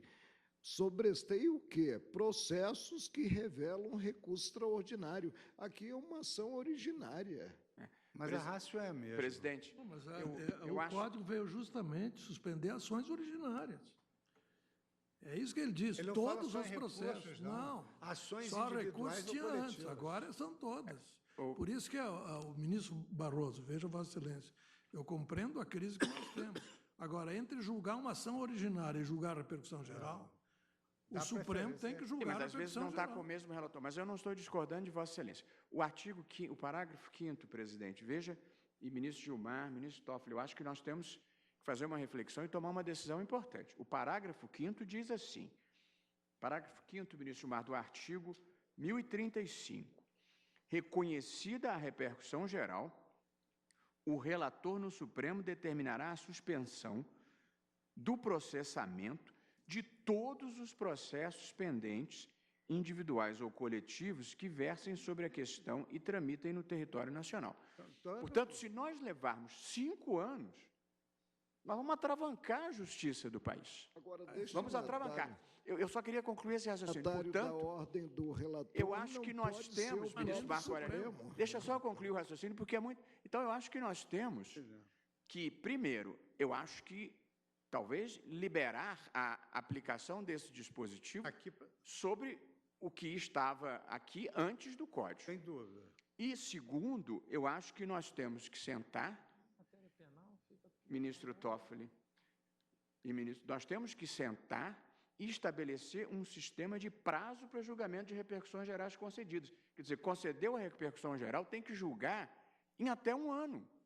Mas o código diz isso. O código dizia, caiu. Ministro, é só otimizarmos o tempo no plenário, porque nós não estamos julgando praticamente nada. Não, mas espera aí. Inclusive, começando as sessões, já é uma constante com 45 minutos eu acho de atraso. Sim. Tá bom, mas nós eliminamos os intervalos. Ministro, acho que eu queria objetivamente pensar uma solução. Eu acho que a solução deve ser pautar, quer dizer, o relator tem que liberar para voto e o presidente tem que pautar em até um ano. Se possível, menos, mas em até um ano. Eu acho que nós tínhamos que, ou regimentalmente, ou informalmente, estabelecer esse compromisso. Porque, senão, nós vamos ser parte do problema e não da solução. O incidente prevê o prazo exatamente porque vai uniformizar a jurisprudência. O Código de Processo, na versão anterior, previa que suspendia por um ano. Se não julgasse em um ano, prosseguia, voltava a andar. Isso caiu. Caiu. Mas eu acho que a gente tem que fazer isso. Ministro Barroso, imagine em matéria penal, ficar aguardando uma repercussão geral 4, 5 anos, prescrição correndo. Portanto... Ainda bem que não tem matéria penal. Hein? Ainda bem que não tem repercussão geral, matéria penal. Às vezes tem algumas. Hoje em dia tem um habeas corpus, não existe mais. Agora, eu acho esse problema muito sério. E o problema de suspender ou não aqui no Supremo é até secundário. O que eu saliento é o seguinte, o Código deu uma superlativa importância ao julgamento da repercussão geral, tanto que mandou suspender todos os processos em todo o país, primeiro e segundo grau. Então, nós temos que priorizar julgamento e repercussão geral. Mas é isso que eu estou propondo. Não adianta a gente reclamar contra a chuva, a gente tem que consertar o telhado. Como é que nós vamos consertar o telhado? Objetivamente. É essa a questão que eu estou colocando. Ministro Gilmar. Bom, eu sugeri um critério objetivo para nós aplicarmos esses regimes só depois da entrada em vigor do Código. Eu concordo. Que já é uma solução que não atinge o acervo. Estou de acordo com esse critério. Ministro Fux, eu estou de acordo com esse critério. Porque não atinge o acervo. Portanto, não valeria para esse do ministro Toffoli agora. Não, mas nesse meu... Ainda tem outra razão, tá certo. Ele tem outro fundamento, dá para seguir. Porque eu apliquei a jurisprudência no sentido de que, para instaurar o nome do ente público no CIAF, tem que ter aquela tomada de contas que já foi decidido no plenário. Sem prejuízo que a nossa jurisprudência já deu um passo adiante para alguns que adotam. Eu sei que o ministro Bacorelli não acolhe essa orientação, mas na nossa turma nós acolhemos, que uma vez fixada a repercussão geral, nós até estamos, através de uma metodologia nossa, mandando voltar para lá para baixo. Certo. Mas o que eu estou propondo é uma coisa mais concreta. Assim, por exemplo, dada a repercussão geral, o relator tem que apresentar o seu relatório e voto. A minha proposta. Dada a repercussão geral, o relator tem que liberar o voto em 6 meses, vamos supor. E o presidente se compromete a pautar em 6 meses. Portanto, nós levaríamos um ano. Mas eu acho que tem que ser um compromisso formal. Agora, há um detalhe que o ministro presidente, um concerto quanto anunciado a respeito da minha posição. Eu distingo. Distingue, exatamente. Sim, mas Vossa Excelência não explicitou. Vossa Excelência disse que eu não baixo o processo sem que é admitida a repercussão geral. Eu baixo. Não, mas agora não baixo, tendo em conta a teoria da aplicação da lei no tempo, os processos anteriores. Exato. Mas ainda não julgados, né? Ainda não julgados. Vamos explicitar, porque o autor da posição está presente. Não, e eu deixei Vossa Excelência explicitar, foi por isso. Eu queria falar. Presidente, eu acho que talvez nem seja o caso de discutirmos isso nessa sessão de encerramento. Acho que precisamos talvez meditar, mas o que se está discutindo realmente é extremamente sério e por isso, inclusive, nós paramos para debater, embora, como o ministro Toffoli tenha chamado a atenção, no caso específico, poderá se dar uma outra solução com outro fundamento. Mas a questão é muito séria, porque no modelo anterior, veja, primeiro, a liminar em ADC, que envolvia também a suspensão dos processos relativos nas instâncias inferiores, tem prazo de 6 meses. Uma vez, se eu me lembro, ou 2 vezes, nós prorrogamos esse prazo, porque não conseguimos julgar a ADC nesse prazo. Não é? Os planos, por exemplo. Os planos, coisas desse tipo. Não é? Mas veja, porque a repercussão é enorme, porque, de fato, acaba chegando a uma negação de jurisdição. Bloqueamos as decisões nas instâncias inferiores, que às vezes estão habilitadas a julgar. Depois introduzimos, o ministro Toffoli concedeu, acho que já na Lei 10.259, que veio com o RE nos recursos especiais, e depois no nosso modelo, agora do regimento, então. E no nosso regimento, nós colocamos a possibilidade da liminar, um pouco como inspirado no modelo da ADC, né? Liminares que poderiam suspender os processos. Mas agora, no texto, de fato, a gente tem uma situação, porque há uma certa automaticidade, quer dizer, é reconhecida a repercussão geral. Portanto, não se trata de uma decisão judicial. O próprio ministro Toffoli acho que deu uma liminar, depois deu outra, por exemplo, nos planos econômicos, quer dizer, nessa linha de tentarmos pacificar aqui e evitarmos decisões contraditórias que estavam surgindo. Mas era preciso de uma decisão de índole judicial e cautelar. Agora, realmente, e aí nós precisamos talvez fazer uma interpretação adequada, temos uma situação muito delicada, porque a partir do reconhecimento da repercussão geral, automática. Quer dizer, o juiz estará cometendo um erro, não é? Se prosseguir. Uma suspensão ex lege. Isso, uma suspensão ex lege. Então, nós precisamos discutir realmente isso. E claro, como você está demonstrando, nós não temos capacidade de julgar as repercussões gerais reconhecidas num prazo adequado. Então, com relação a isso, ministro Gilmar, exatamente, eu acho que nós teríamos que ter assim, o pleno conforto de debatermos isso. Vossa Excelência tem pautado, às vezes, 5, 6 repercussões gerais na mesma sentada. Eu acho que nós deveríamos descobrir algo que nós pudéssemos inserir no regimento, no sentido de que houvesse um método de circulação da repercussão geral, da opinião do relator sobre a repercussão geral, e quem tiver de acordo, para dizer de acordo, acabei de falar, não leva 1 segundo. E quem não tiver de acordo teria o mesmo prazo que o advogado tem de sustentar na tribuna para divergir. Se nós conseguíssemos, assim, intramuros, estabelecer isso aí, nós julgaremos mais de uma repercussão geral. Isso em relação ao estoque. Em relação à minha pauta, a gente usar essa técnica de agilização. Eu tenho uma proposta, presidente, talvez pudéssemos discutir isso numa sessão administrativa na volta do recesso. A minha proposta, Gilmar, em relação a isso, o problema é que a gente não conversa, né? Ninguém presta atenção. Não, está ouvindo todo mundo. A minha proposta em relação a isso é assim. Primeiro, eu acho que a repercussão geral, ministro Toffoli e ministro Gilmar, ela deve ter um critério comparativo. Eu acho ruim o nosso sistema em que a gente vai dando repercussão geral pingadinha ao longo do semestre. Então, a minha primeira proposta é que todo mundo colocasse em plenário virtual, por semestre, fosse colocando o que considera importante. E, ao final do semestre, nós escolheríamos quais matérias vão ter repercussão geral, para a gente ter uma visão comparativa. E eu acho que, informalmente, devíamos fixar um quantitativo, que, enquanto não vencermos o estoque, eu proponho que sejam de 20 por semestre. Portanto, cada um escolheria 2, 20.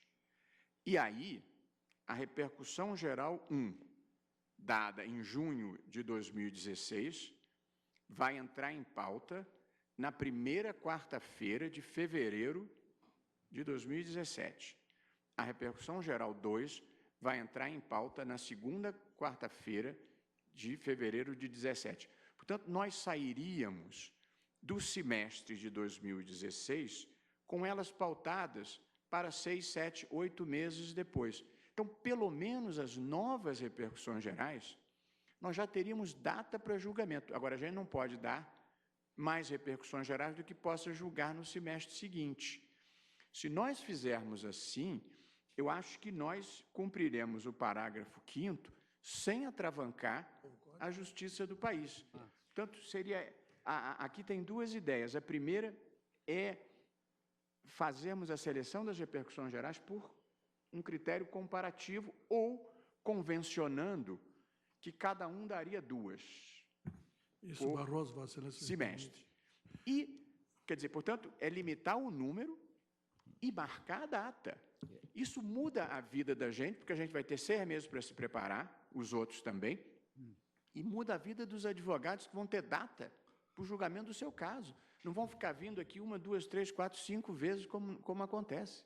Pois não, eu tive também uma outra ideia que nós poderíamos agregar depois do recesso, que seria o seguinte: nós poderíamos fazer um pente fino no que está afetado da repercussão geral, porque tem um acervo afetado da repercussão geral que foi motivado por um entusiasmo originário quando surgiu esse filtro. Mas alguns temas que estão afetados da repercussão geral, eles não têm mais a importância que nem mesmo tinham no momento em que foram afetados.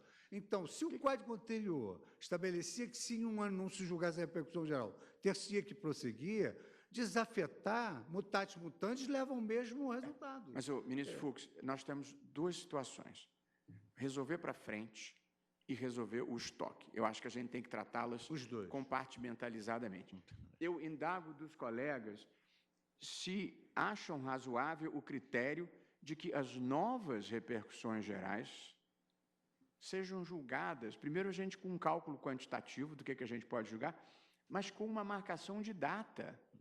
Ministro Barroso, eu já tive a oportunidade de manifestar a Vossa Excelência, com muito respeito, que eu tenho certa dúvida no que tange a limitação do número de repercussões gerais que nós podemos aceitar, fixando um determinado quanto. Todos os tribunais do mundo fazem isso. Porque eu acho que nós estaríamos interferindo no princípio da inafastabilidade da jurisdição.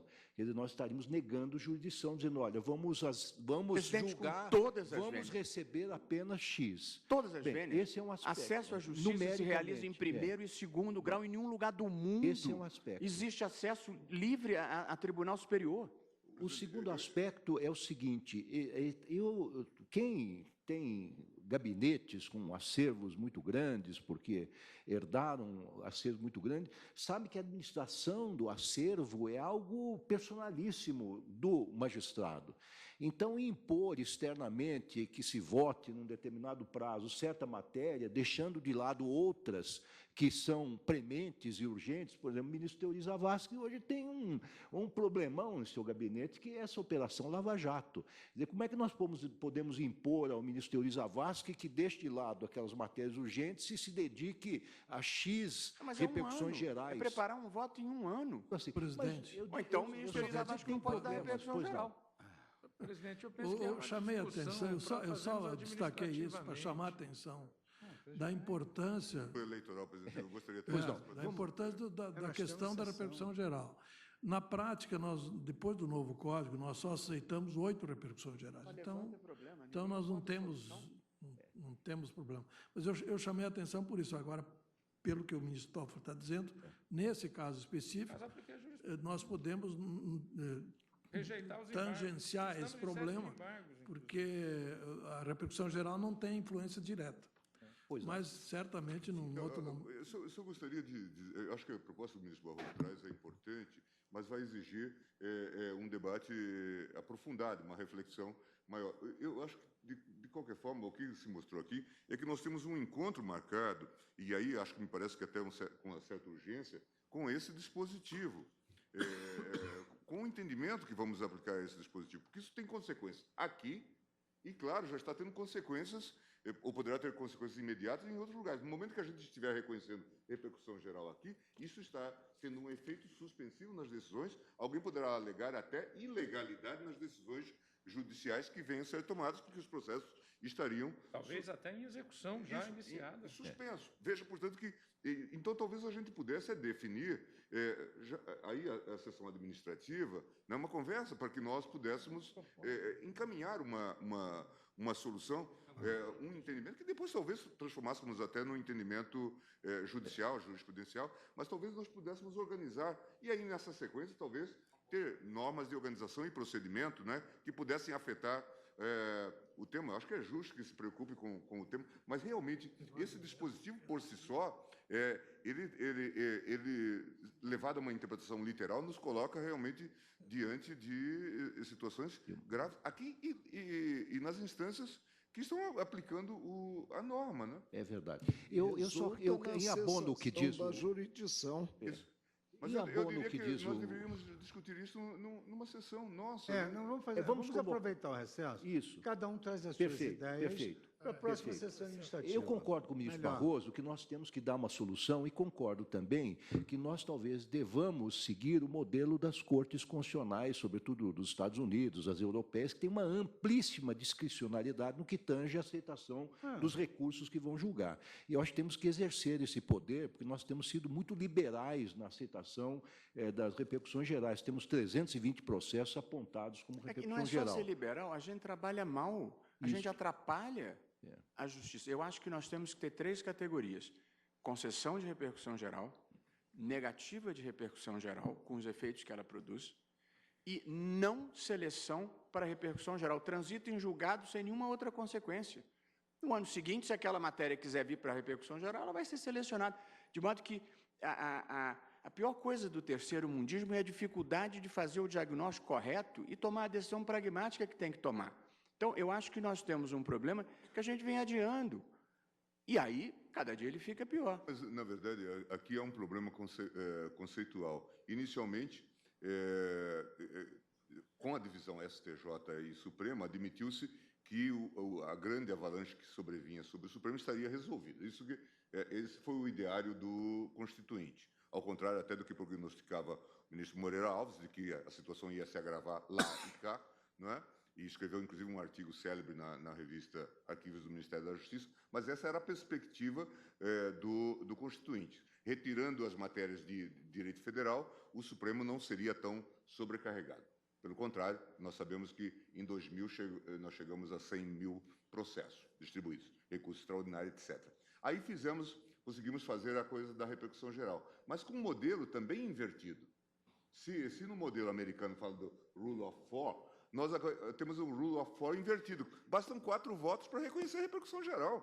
Porque, ao exigir maioria absoluta para rejeitar, portanto, a gente vive esse impasse. Quer dizer, daí tem razão o ministro Barroso. Ou nós conseguimos montar um modelo consensual para ampliarmos as rejeições, ou, de fato, temos uma imensa dificuldade. É diferente, por exemplo, do modelo alemão, que 3 juízes separadamente, se eles tiverem unanimidade, eles rejeitam, não é? Uma massa enorme. Mas, ministro, passados 28 anos da Constituição de 88, nós não podemos mais culpar a Constituição de 88. Acho que a gente tem que pensar uma solução. Teria que mudar a Constituição, está lá. Esse debate... Nós temos que ter uma solução prática, mas, obviamente, nós temos esse pequeno problema, que é a Constituição. A Constituição diz que... Vamos discutir isso... Bastam 4 votos. A solução prática é limitar o número e marcar a data de julgamento. Nós vamos bolar uma solução, certamente vamos encontrar essa solução, porque encontrar na época da arguição de relevância da Constituição Federal, o Código tem casos em que a parte pode pedir o dessobrestamento, nos casos de urgência, nos casos em que a tese não é a mesma, enfim. Mas eu entendo que nós vamos encontrar uma solução pragmática, através de repensar de que maneira a funcionalidade do Supremo vai voltar a fluir com mais normalidade. Pois não. Então, essa questão aqui está resolvida? A lista 1 de Vossa Excelência? E Vossa Excelência depois pauta para uma discussão administrativa. Sim, nós temos algumas já pré-agendadas para agosto. Eu acho que a discussão desse tema seria muito bem-vinda. Talvez na primeira, logo. Na primeira, está bem. Aproveita o período de recesso para pensar. Então, presidente, poderia proclamar, penso que o ministro Teori se põe de acordo, em razão do outro fundamento, a rejeição dos embargos da lista número 1 de minha relatoria. Pois não, todos estão de acordo? De acordo. Rejeitados os embargos.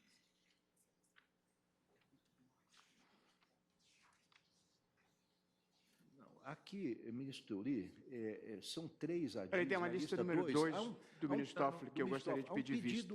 É um pedido de sustentação, como amicus curiae, o Conselho Federal da Ordem dos Advogados do Brasil, o doutor Oswaldo Pinheiro Ribeiro, está presente, mas não me parece...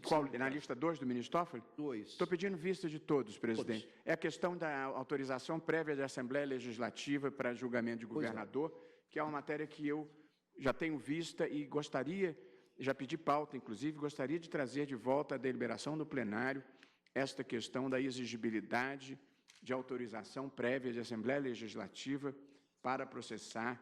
Eu julgo parcialmente Governador. procedente, o E ele pede ministro vista. Barroso pede Pois vista. não. Proclamo o resultado, então, após o voto do ministro relator, que julgava as ações parcialmente procedentes, pediu vista o ministro Roberto Barroso. Pois não.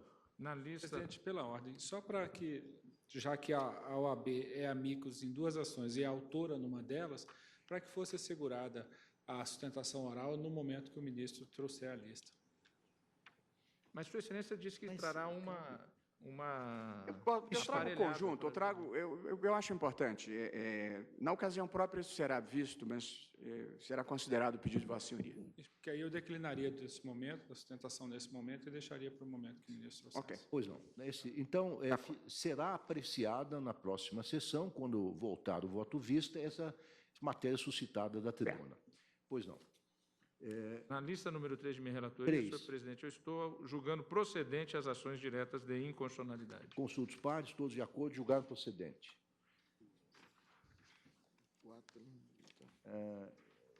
Há um pedido de destaque na lista 4, no primeiro item, reconsideração no habeas corpus 134.466. Está presente o advogado?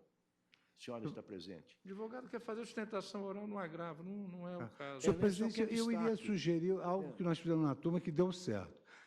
Quando tiver consenso, nós votamos a lista. Se houver destaque ou alguma controvérsia, nós retiramos ou adiamos.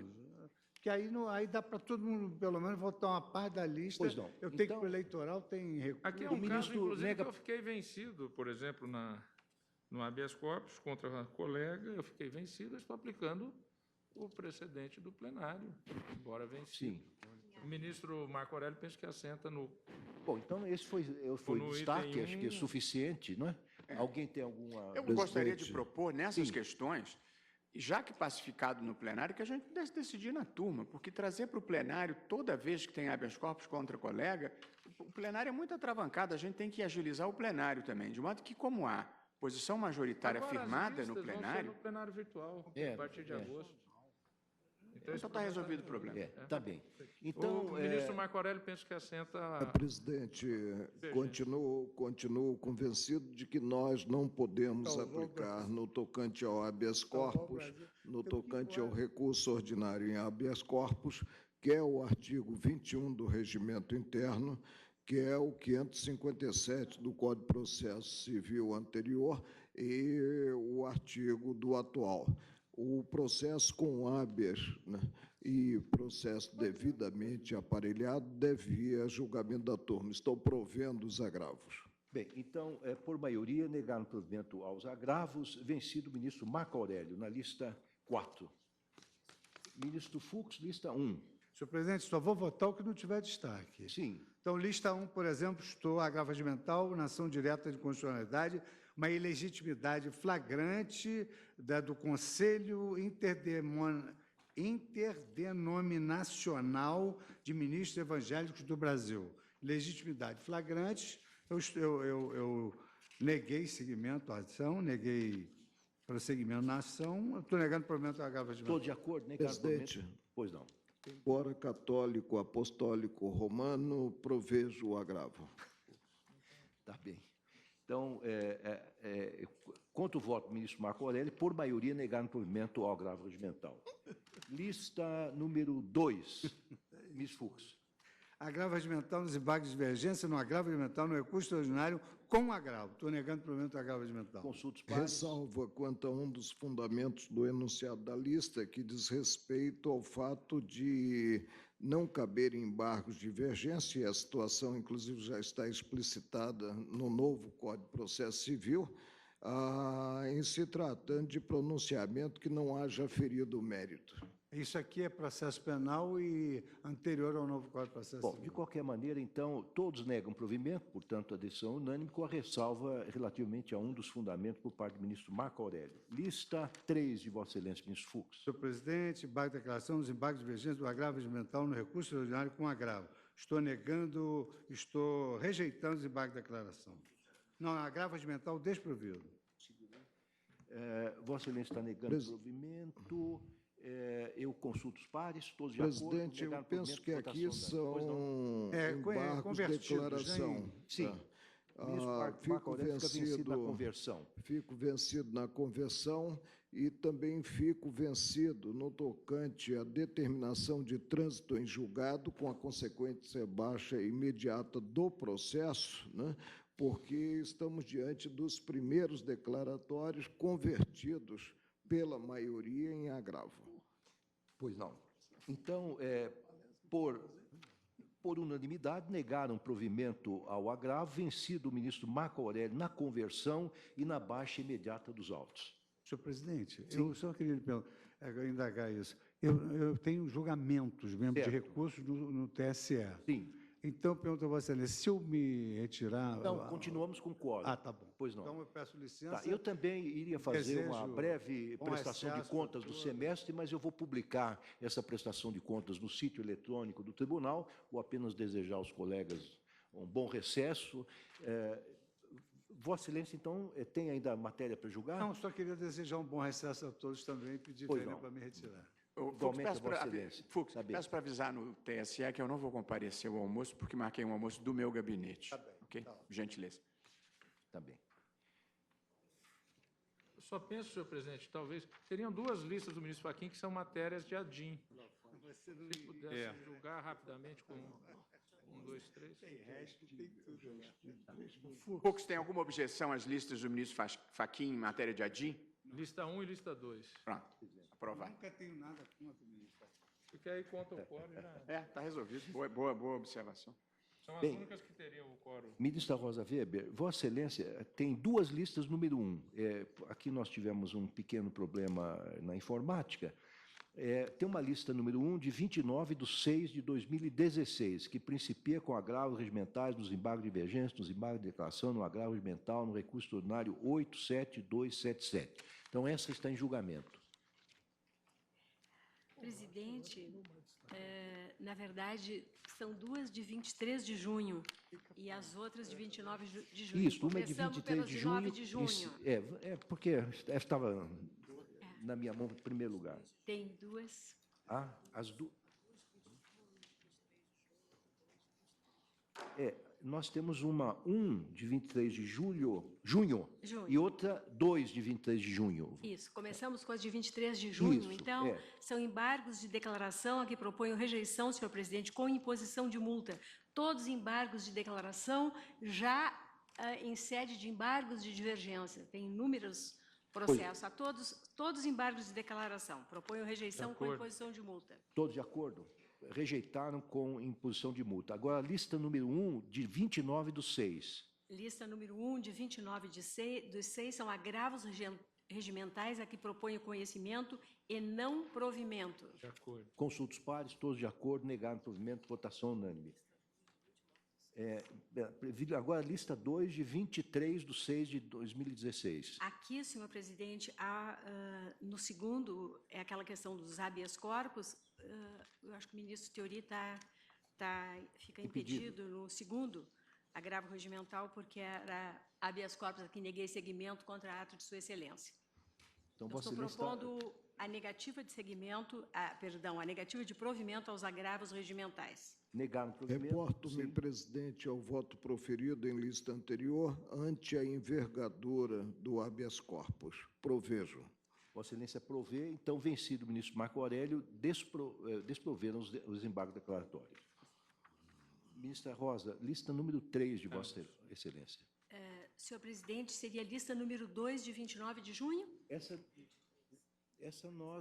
é a lista 3. A lista 2 já votamos, né? Ou não? Não. Era 2 Perdão, de 23 de junho. Lista 2 de 29. De 29 de junho são embargos de declaração. Aqui também proponho rejeição, ausentes as condições de embargabilidade, senhor. Consulta os pares, não há divergência, rejeitaram ou negaram provimento aos embargos declaratórios. Lista 3. Aqui, senhor presidente, são habeas corpus, agravos regimentais, proponho o não provimento do agravo regimental. Negaram provimento. Provejo, presidente, porque o que importa para mim é a divergência intestina, que maior descrédito causa ao judiciário. Por isso, provejo os agravos. Pois não. Com a divergência do ministro Marco Aurélio, por maioria, conhecer e negar um provimento aos embargos. Senhor presidente, consulto Vossa Excelência, eu também tenho sessão no eleitoral agora, se Pois posso não. me retirar ou se aguardo. Não, continuamos com quórum, não é? Somos 6, não é? Vossa E já Excelência, adianto meu voto no sentido do acompanhamento da lista dos colegas que me foram previamente encaminhados. pois não, desejo bom recesso para Vossa Excelência. Obrigada a todos. Ministro Teori, lista 1. São embargos de declaração. Eu rejeito os embargos de declaração. Todos de acordo? Rejeitaram por unanimidade. Lista 2 de Vossa Excelência é um pedido de destaque. Pergunto se o advogado está presente. Não está presente, Vossa Excelência continua. Sinteticamente. Eu rejeito os embargos, são segundos. Aliás, eu não conheço, porque são segundos embargos. Pois não. E determino o imediato arquivamento dos autos. Sim. Ministro, fica vencido, ministro Marco Aurélio, nesse caso? Não, presidente, porque são os segundos declaratórios, como ressaltado pelo relator. Pois não. Não conheceram, por unanimidade, determinaram o arquivamento dos autos, independentemente da publicação do acordo.